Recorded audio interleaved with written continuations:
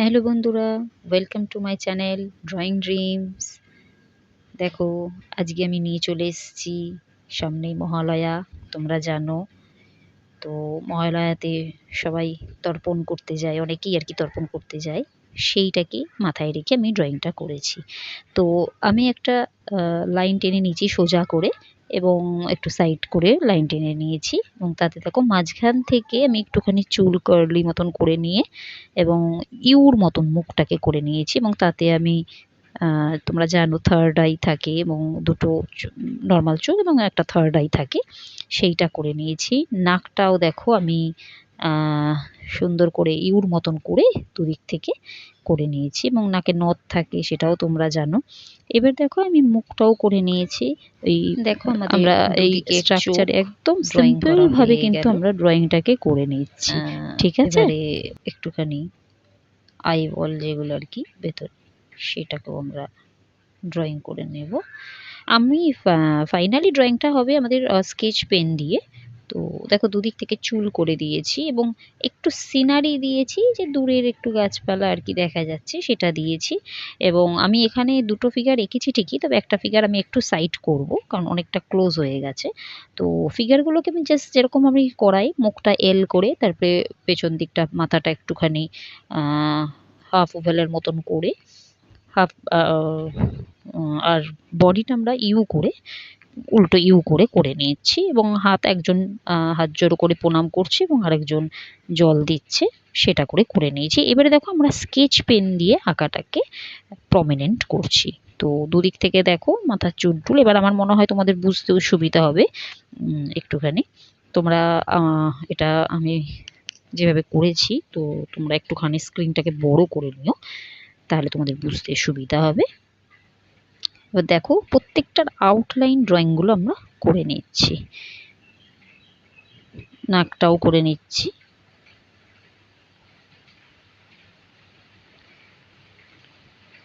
এবার দেখো চোখটাও করে নিচ্ছি। চোখে দুটো লেয়ার দিচ্ছি আর কি, তাহলে জিনিসটা দেখতে ভালো হবে। এবার দেখো আইবলটাও আমরা করে নিলাম, নাকের নথটাও করে নিচ্ছি।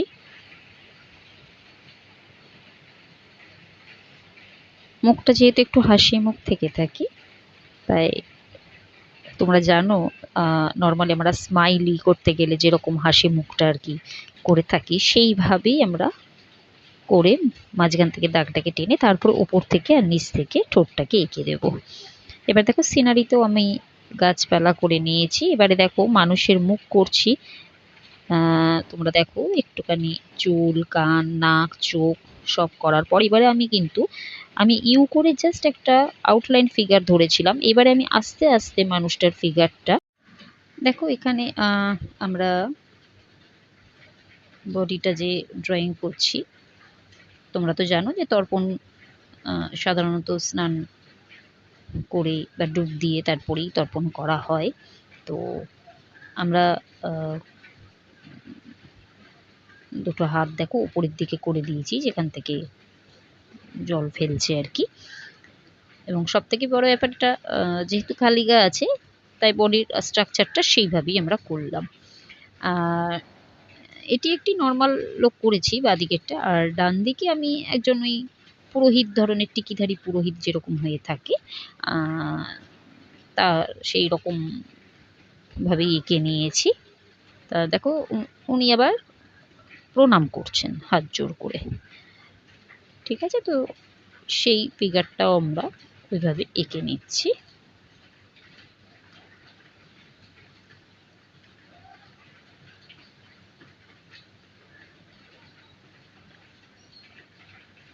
এই যে লাইনটা দিলাম, এটা হচ্ছে ওনাদের পৈতে যেটা থেকে থাকে আর কি, সেই পৈতেটা। এবার একটু জলের ওয়েভ দেখিয়ে দিয়েছি। এবার আমরা কালারে চলে গেছি। দেখো মা দুর্গার সাইডের দিকে যেটা দেখা যাচ্ছে আলটিমেট ওটা আকাশ, তাতে আমি একটুখানি স্কাই ব্লু এবং হোয়াইট দিয়ে দিয়েছি, দিয়ে একটু ঘষে দিয়েছি হাত দিয়ে, এবং গ্রিন দিয়ে দিচ্ছি। তোমাদেরকে বলেছি যে আমি একটুখানি সিনারি টাইপ করছি, তো সেখানটাতে আমরা লাইট গ্রিন ডিপ গ্রিন এবং ডার্ক গ্রিন, আমরা 3টে গ্রিন এখানটাতে দিয়েছি।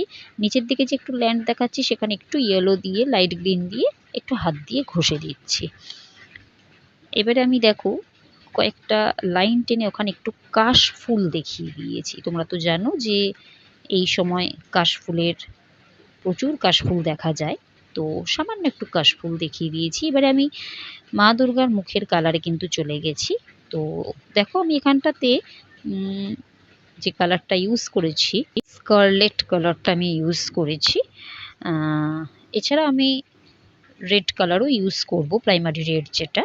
তবে তোমাদের কাছে যদি স্কারলেট না থেকে থাকে তাহলে ভার্মিলিয়ন হিউ যদি থাকে তাহলে সেটাও তোমরা ইউজ করতে পারো। মানে রেড অ্যাকচুয়ালি দু রকমের, তো মানে একটা প্রাইমারি রেড আছে আর একটা একটুখানি অরেঞ্জের কাছে পিঠের রেডটা হয়ে থাকে, সেইটা দিয়েছি আমি, আউটলাইন বর্ডারটা করেছি। এবং তারপর আমি কিন্তু ইয়েলো কালার, নর্মাল ইয়েলো, কোনো অন্য ইয়েলো নয় যে মিডিয়াম ইয়েলো বা কিছু, সেটা না, নর্মাল ইয়েলো কালার দিয়ে আমি মুখটার দেখো ওই যে যে জায়গাগুলোতে আমি স্কারলেট দিয়েছি সেই সমস্ত জায়গার সাথে ম্যাচ করে করে, মানে তার উপর থেকেও দিয়ে দিয়ে মিশিয়ে মিশিয়ে সুন্দর করে কালারটা করছি। এবং এটার উপর থেকে একটু আমি হোয়াইট কালারটা চাপিয়ে নিচ্ছি, দিলে একটু হাত দিয়ে ঘষে দেব যাতে রংটা খুব সুন্দরভাবে মিশে যায় এবং কোনো ফাঁকা বা সাদা যে ব্যাপারটা সেটা যাতে না থাকে। এরপরে আমরা আবার করলাম কি, একটু রেড কালার নিয়েও কিন্তু আমরা একদম সাইডের দিক থেকে দিয়ে দিয়েছি। এবারে দেখো ঠোঁটের ওপরে আমরা চলে আসলাম। ঠোঁটটাতেও কিন্তু আমি প্রথমে স্কারলেট দিয়েছি মিডিলের দিকে এবং সাইডের দিকে কিন্তু আমি প্রাইমারি রেডটা দিয়ে দিয়েছি।